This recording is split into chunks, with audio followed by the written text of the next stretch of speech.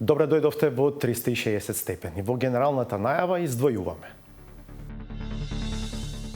Гостивар и Тетово наплаќаат едва и третина од сметките за ѓубре и се најголеми должници на регионалната депонија Русино. Доколку ти не успееш да собереш од граѓаните, собираш само 35%, а треба да платиш 100% таму, ти преостануваат долгови. Раководството на Русино во очај најавува оставки. Во идната средба, ако веќе нема ништо конкретно, јас ќе бидам приморан да ја напуштам оваа позиција. 60 години по катастрофалниот земјотрес во Скопје, сеизмолошката обсерваторија работи во невозможни услови. Се надевам дека со оваа новата студија за реновирање на обсерваторијата ќе Министерството ќе излезе во пресред. Проблеми најмногу кадровски има и ИЗИС. Нас ни отидоат двајца студенти со инженерски прстен. Поднесуваме барање, ни ги одбиваат без никакви причини.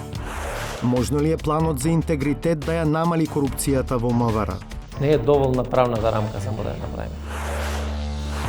Почнуваме веднаш. Во двете најголеми општини во Полошкиот регион, Тетово и Гостивар, сметките за собирање и одлагање на отпад ги плаќаат едва 1/3 од домаќинствата и фирмите.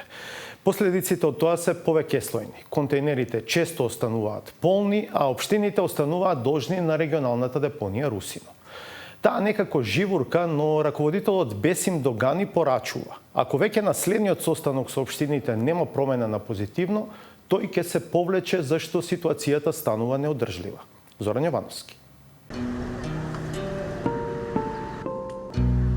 Гостивар е општина со речиси 60.000 жители. Сликата со полни контејнери по дел од гостиварските улици, а испразнети по други, укажува на обиди да се реши еден од хроничните проблеми на градот.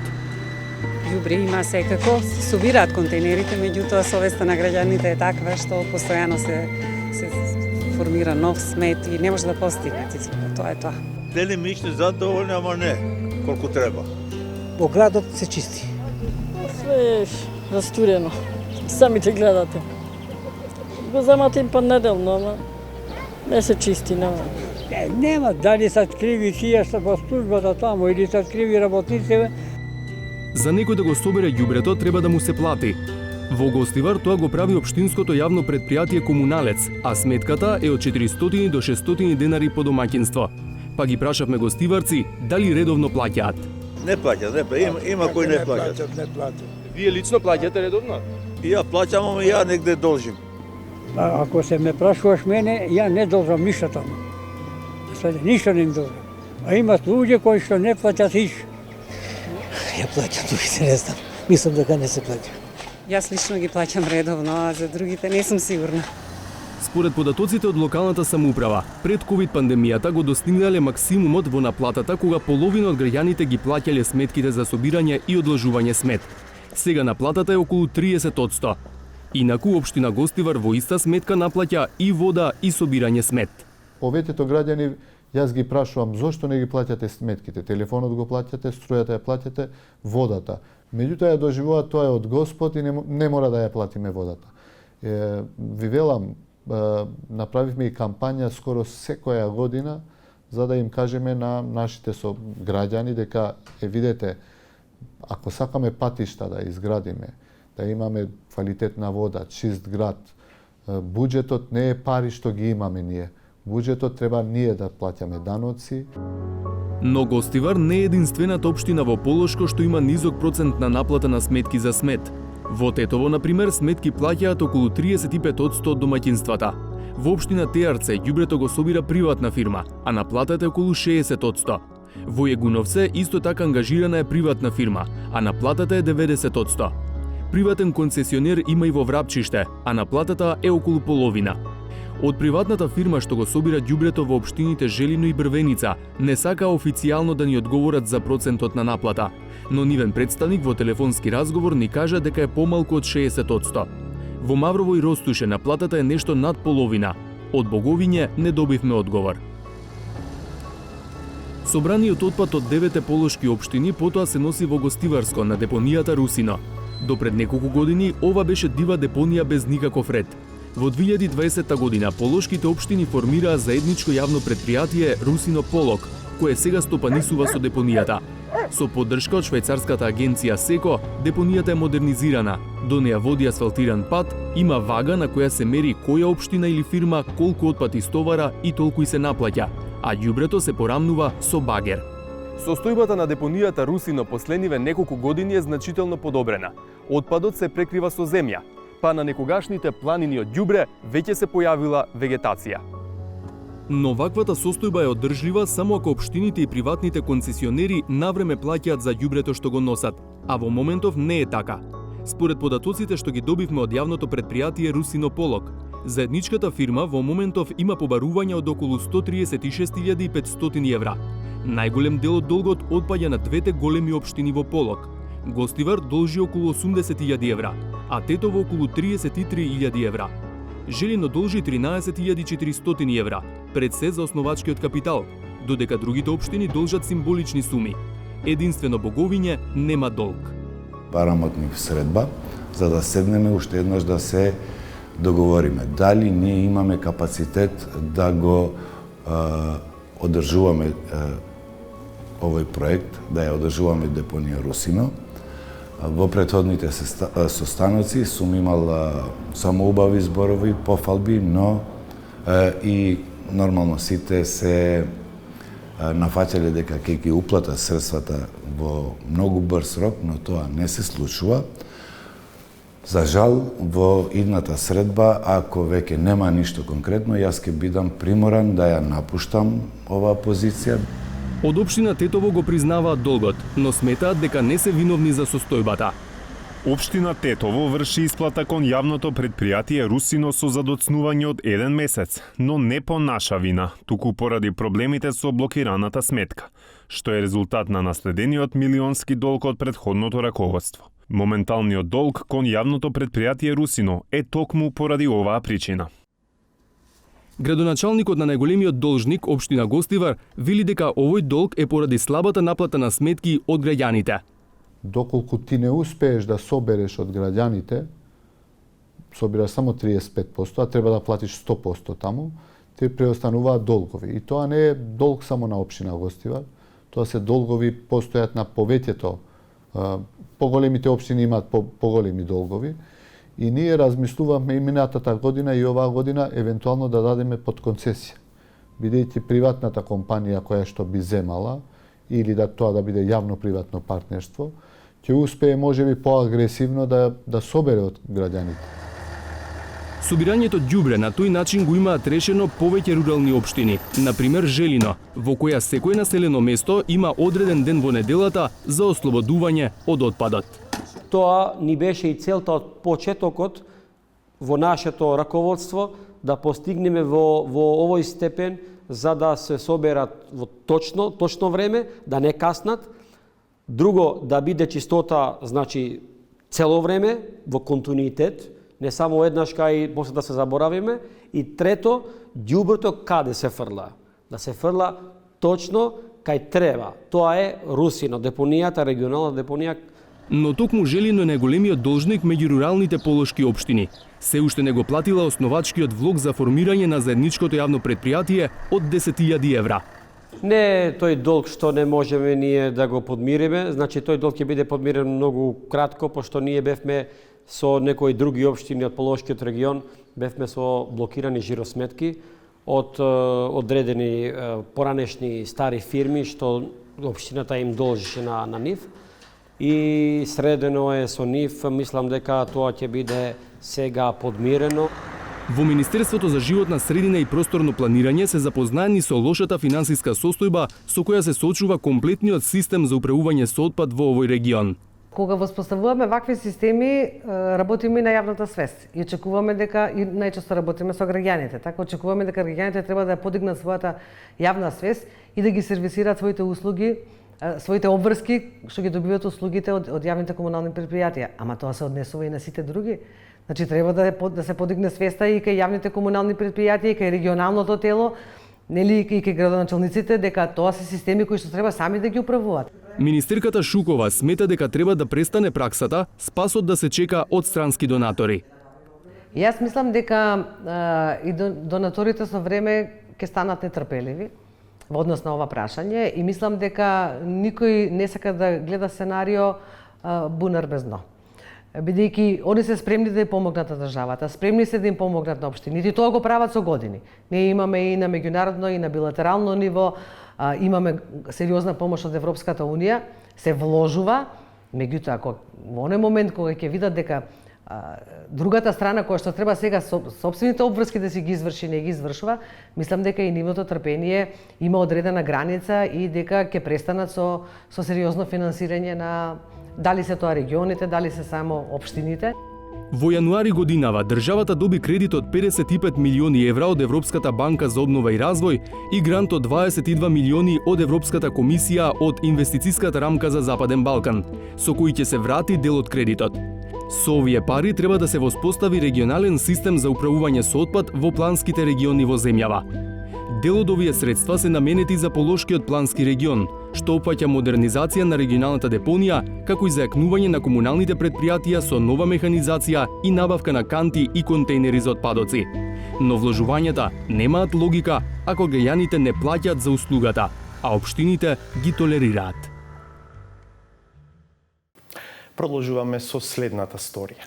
За точно еден месец од денеска се навршуваат 60 години од катастрофалниот земјотрес што го погоди Скопје. Тоа е поводот за нашата Славица Филиповска да провери во каква кондиција се двете клучни институции за трусни подрачја како Скопското. Сеизмолошката обсерваторија која ги регистрира потресите и Институтот за земјотресно инженерство и инженерска сеизмологија кој треба да се грижи за квалитетот на градбите. Сликата е далеку од добра.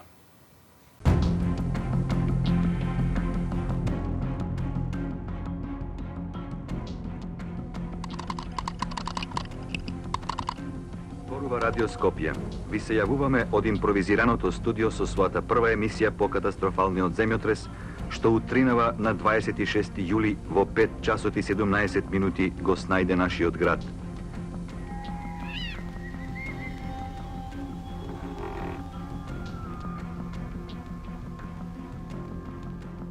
Во разорниот земјотрес што на 26 јули 63 му се случи на главниот град, животот го загубија 1070 луѓе, 3000 беа повредени, а светот се мобилизираше за отправ да го воздигне Скопје во град на солидарноста. 60 години подоцна, само стрелките на часовникот на старата скопска железница подсетуваат на мигот од кобното утро, кога и престанаа да работат. Градот повторно се издигна, но дали и што научи од трагедијата? 360 степени провери во каква состојба се клучните институции надлежни за оваа проблематика. Сеизмолошката обсерваторија во Скопје од 1957 година непрекинато ја следи сеизмичноста или подложноста на земјотреси на тлото на државата. Грижливо ги чува сеизмометрите од првата и втората генерација, како и најновиот, кој од овде ја мери сеизмичноста во главниот град. Ова е сеизмометерот, меѓутоа е заштитен да нема температурни влијанија, најмали температурни осцилации, а ова е инструментот, дигиталниот запишувач, кој што е придружен со соодветна опрема, значи од GPS, модеми за интернет и уред за ресетирање на системот во случај да настане некој прекин од било која причина, да системот може сам да се ресетира и да продолжи да работи. Истовремено, во друга подрумска просторија активен е и паралелен систем која мери сеизмичноста на Скопје и исто така има дигитален запишувач. Ово е донација, но сега во сопственост на обсерваторијата, додека претходниот привремено го поседуваат и ќе треба да се врати на донаторите. Подрумот на обсерваторијата е погоден за изолирање на инструментите од секаков шум, но овде се мириса на старо. Се чуваат и така кажано музејски експонати, но до нив се стигнува преку пот кој како да претрпел силен земјотрес. Ова е запис еден на еден далечен земјотрес овдека што го гледате на... Ова е се музејски, да речам. Ова е се музејски, меѓутоа се може да биде во функција истиот момент ако затреба. Имавме можност да видиме дека целиот објект е некако стар, подот не е соодветен. Дали во вакви услови треба да работи сеизмолошката обсерваторија? Бидејќи вложувањата во сеизмолошката обсерваторија биле минимални, во главном биле за набавка на нови инструменти, ова некако било потурнувано настрана, меѓутоа се надевам дека со ова новата студија за реновирање на обсерваторијата Министерството ќе излезе во пресрет и дека оваа состојба ќе се подобри. А за подобрување се многу нешта. Во обсерваторијата има максимален ентузијазам за работа, но минимален број сеизмолози. Вкупно 6, од кои 3 се нови кадри. Имаат уште само еден советник за сеизмолошки инструменти. Одовде непрекинато ги следат и анализираат сеизмичките податоци од земјава и од уште 1500 станици од странство. И додека снимавме, пристигна информација за земјотрес. Да кажеме, земјотресот ова е Тонга, Австралија. Кај се наоѓа земјотресот. Тој во 8:32. Значи 8:32 пристигнале сеизмичките бранови во Скопје, иначе времето на земјотресот е 8:11. Значи му требало 20 на минути на сеизмичкиот бран да дојде до Македонија. Сеизмолозите работат и за време на викендите, а на терен до мерните станици низ земјата одат со сопствени возила. 2 мерни станици во Валандово и во Охрид и резервната во подрумските простори во Скопје се во сопственост на обсерваторијата. Другите, вкупно 13 на број, се од Универзитетот од Бохум, од Институтот за геофизички истражувања, кои се на привремено користење и по завршување на проектот треба да се вратат. Овие станици, значи како што кажав, се инсталирани во март месец и ќе бидат 3 години на територијата на Македонија, кои што подоцна ќе бидат повлечени од институтот. Ние би сакале да овој период го искористиме да се набават наши македонски инструменти кои што ќе ги заменат овие инструменти од Универзитетот од Бохум. Во спротивно би останале само со тие старите два. Да, во спротивно ќе останеме со нешто многу малку кое што е недоволно за значи да се добијат податоци за сите истражувања кои што ги прави сеизмолошката обсерваторија во смисла на одредување на параметрите на сеизмичноста на територијата.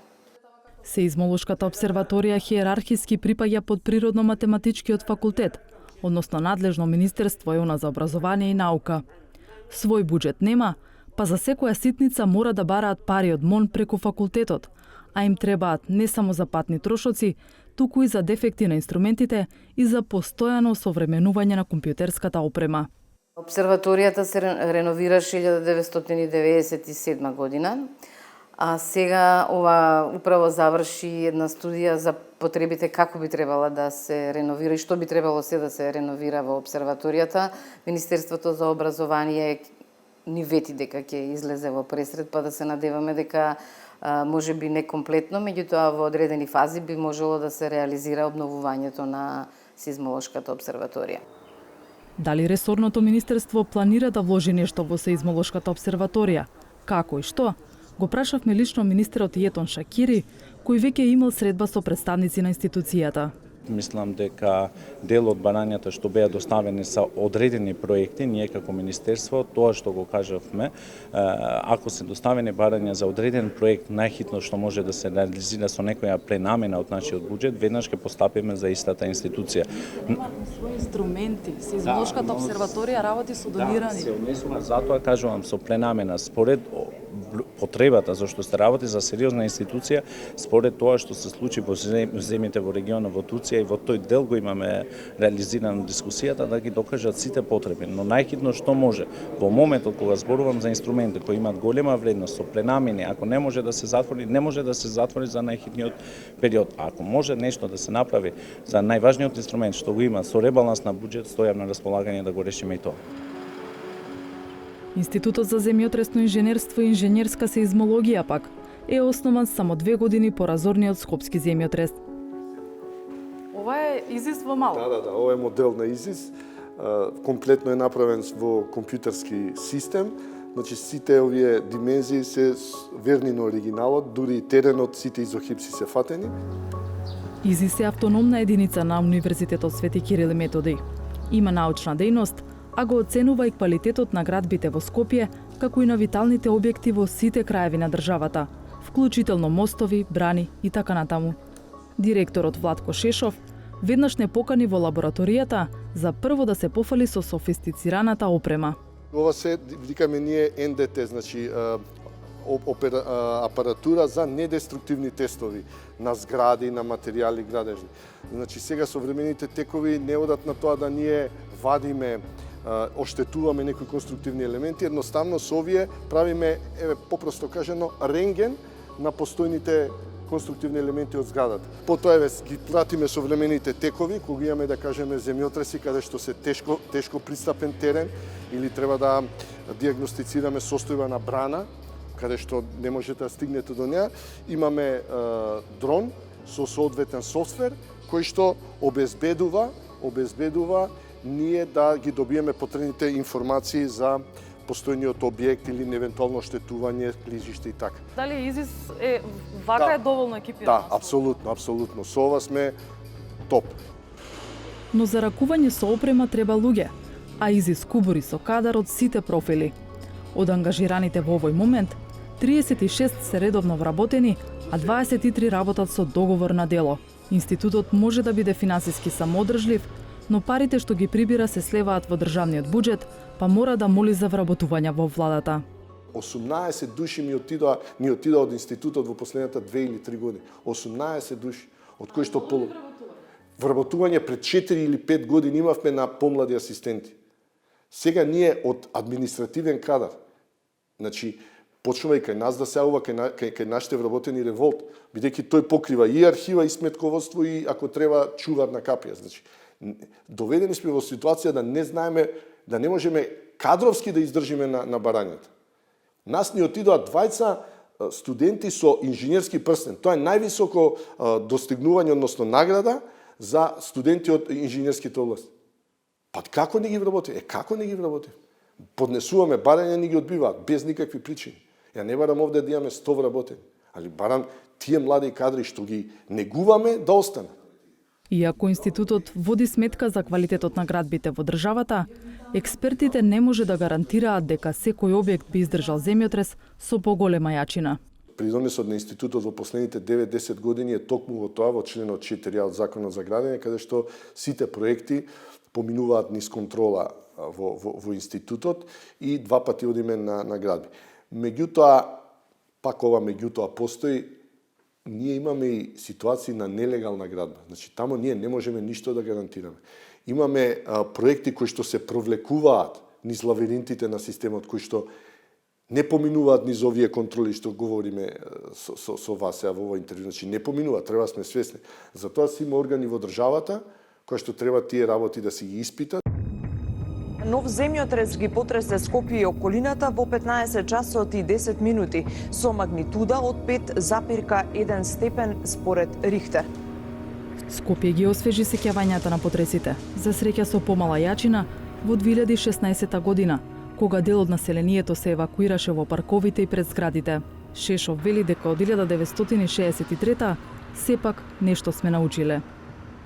Апсолутно сум на мислење и на став дека од тогаш до денес апсолутно имаме напреднато, како во поглед на проектирање, така и во поглед на избедба. Впрочем, и да не многу кажувам, самите факти говорат, имавме 2016, се слагам, послаб земјотрес, негде магнитуда околу 5 во Скопје, меѓутоа немавме никакви оштетувања. Многу мали, ние ги викаме неконструктивни оштетувања, каде што стана.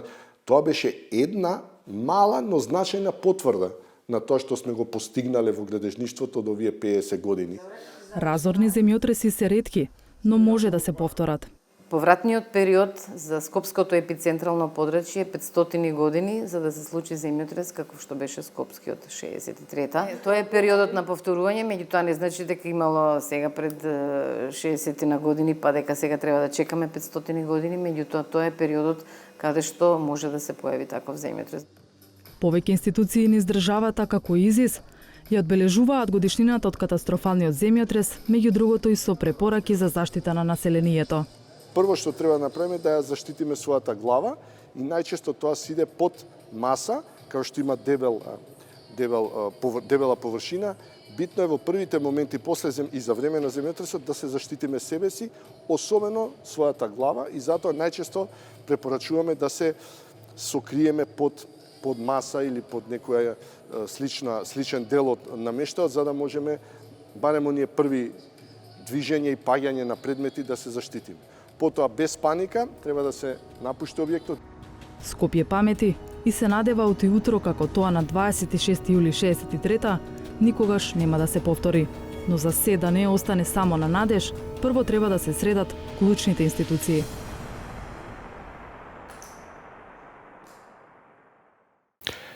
Довербата на граѓаните во полицијата е на многу ниско ниво и тоа не е ништо ново. И од МВР признаваат дека до внатрешната контрола стигнуваат многу пријави за неетичко и коруптивно однесување на полициски службеници. Дали нешто може да смени планот за интегритет? Планот за интегритет на Министерството за внатрешни работи содржи мерки што треба да ја спречат корупцијата и неетичкото однесување во полицијата. Целта е јакнење на одговорноста, зголемување на транспарентноста, контрола над дискрециските овластувања, почитување на етичките вредности, како и воведување систем за надзор и контрола на однесувањето на вработените во МВР. Оттука планот за интегритет на Министерството за внатрешни работи за период од 2023 до 2025 година всушност може да се оцени и како дел од мозаикот што ја заокружува институционалната антикорупцијска рамка и ќе послужи како еден од суштински инструменти за идентификување и спречување на ризиците за корупција и нарушување на интегритетот во најекспонираните области на одговорност. Планот за интегритет како документ е создаден во соработка со Женевскиот центар за управување со безбедносниот сектор ДИКАФ. Според центарот, ваквите планови играат клучна улога во градењето јавна доверба, обезбедувањето регионална стабилност, но и во усогласувањето со европските стандарди, што на крајот го отвора патот за интеграција во Европската унија. Развивање и спроведување на плановите за интегритет во контекст на процесот на интеграција во Европската унија е од витално значење за земјите кандидатки, за да ја покажат својата посветеност во борбата против корупцијата, да ги поддржат демократските вредности, да го зајакнат владењето на правото, а преку тоа и да го поттикнат економскиот развој. Микаел Атерхок, кој е раководител на СИДА за Македонија, смета дека спроведувањето на планот ќе биде предизвикувачки, но и процес што ќе донесе резултати. Вели дека со ова МВР прави чекор напред во зголемувањето на својата транспарентност за активностите насочени кон намалување или превенција на ризиците од корупција.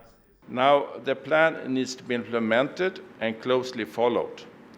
It is only by upholding the principles of integrity, professionalism and accountability that we can ensure that the police remains the respected guardians of justice, upholding the rule of law and protecting the rights of all citizens without bias. Според деканот на Факултетот за безбедност Никола Дујовски, полицискиот интегритет е многу актуелна тема која доаѓа во момент кога според него се случува пресвртница во развојот на министерството.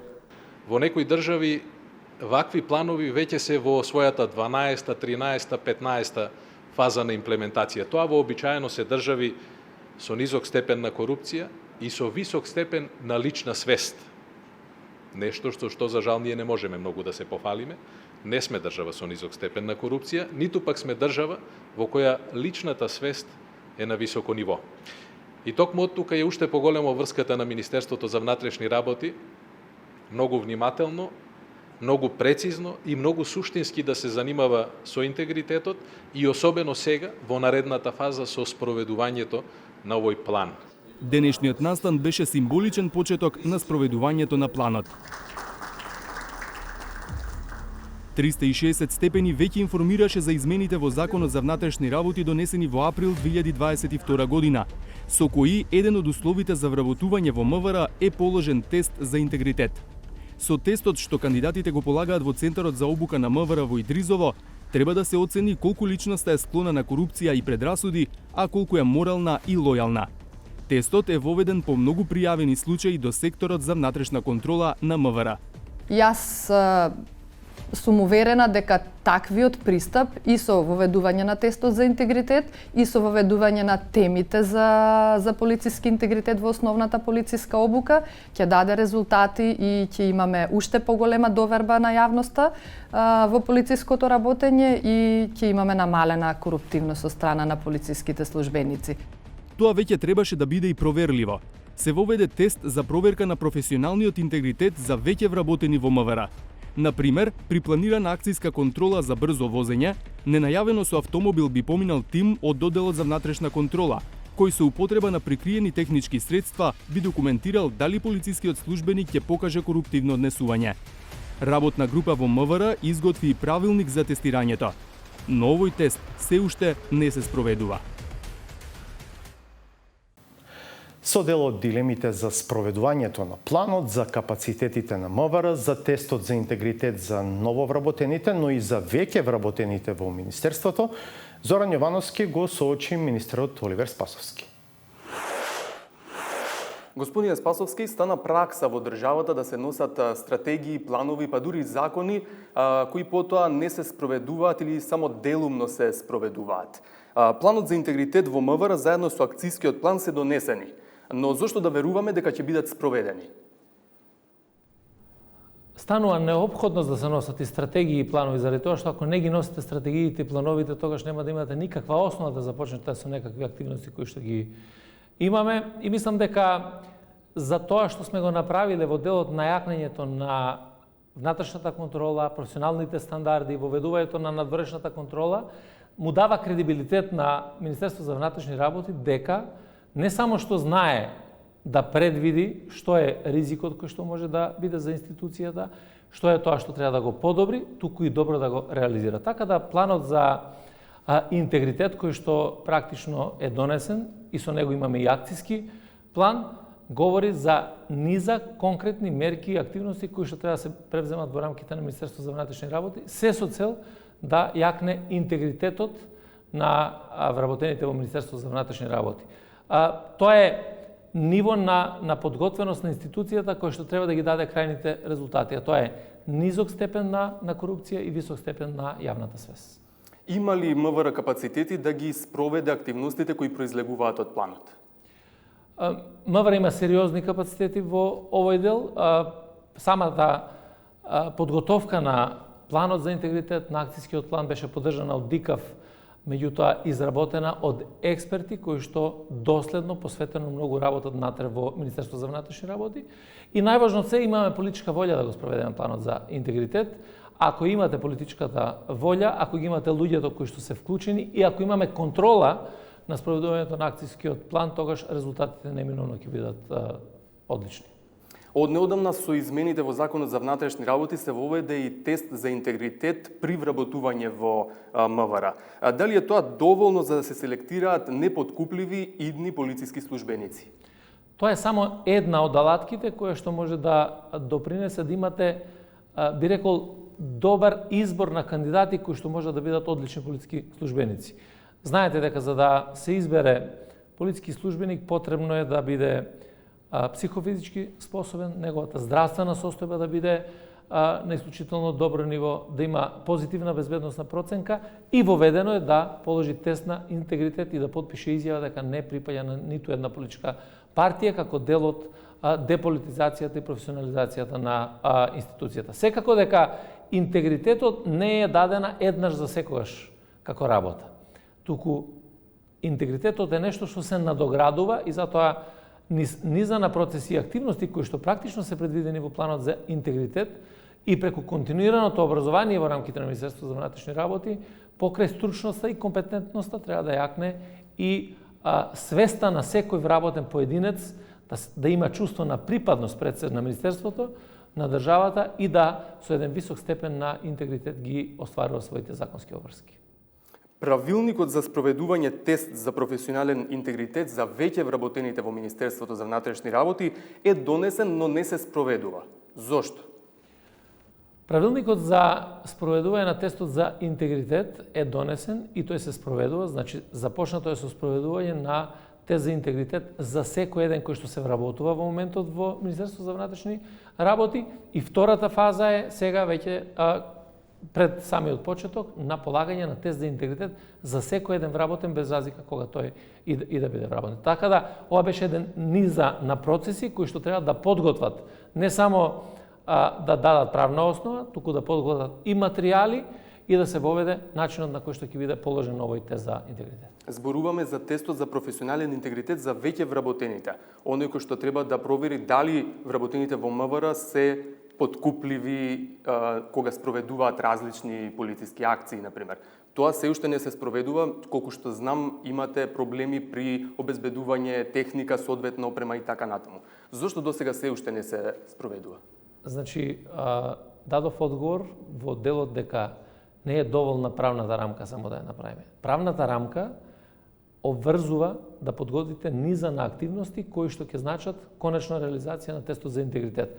Така како што ги обезбедивме сите услови за тестот за интегритет за нововработените кои што во континуитет го полагаат овој тест, сега сме пред крај на обезбедување на сите потребни материјално-технички услови за да можеме за секој еден вработен кој што ќе го кој што е во Министерството за внатрешни работи да го положи тестот за интегритет и нормално сега согласно овој план и акцијскиот план да ги добиеме конкретните податоци и информации кои што ќе можат да ни покажат каде и во кој правец треба да се движиме во иднина. Ви благодарам за разговорот. Благодарам и на вас.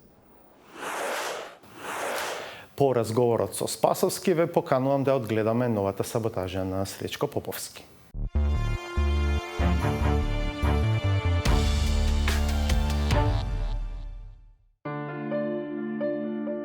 Зборот корајбер нема вулгарно значење.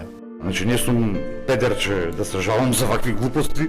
Корајбер значи 13-то колено од страната, роднинско колено од страната на таткото.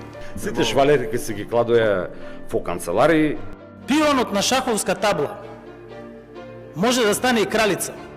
Службените возила ви се наоѓаат сабота и недела по нивите.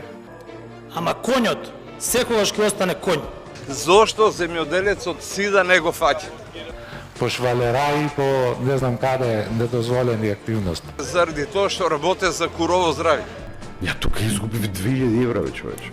Моите картички се изгубени во Брисел, не се со мене. Кој ќе одговара тука? Стани благо да те видат сите. Стани цаци да те види сала. Председателот на партијата на пензионерите, генерал Николовски, стани да те види сала. Без старца не ме ударце, вика. Моите иницијали се ПЦ. Да, ПЦ. Без старца не ме ударце, вика. Ама во срцево ги носам иницијалите ЗЗ. Премиере, вие сте херојот на денештицата. Вие сте нашиот херој. Првата работа што Господ ми ја прати, ни го прати Христијан Мицковски. Го држите во заложништво Мицковски. Го држи врзан за парното. Да. Човек што се занимава со политика мора да има елементарно познавање на историјата. Ако вие немате историско познавање, ќе имате дилема кој бил Емануил Чушков, така? Знаеш ли бе кој е македонскиот Джеймс Бонд? Кој бе? Миле Зечевиќ. Како булдужер ќе го прегазиме секој оној што ќе се попречи на тој пат. Моето име е Зечевиќ. Миле Зечевиќ. А ова Андријана исто колбасот е на градоначалникот. Ајде да го пробам колбасот на градоначалникот. Ама нема многу да не ти застане. Македонија е уморна со станоци на политичари во Вратоврски. Значи не е само краватата и чорапите се.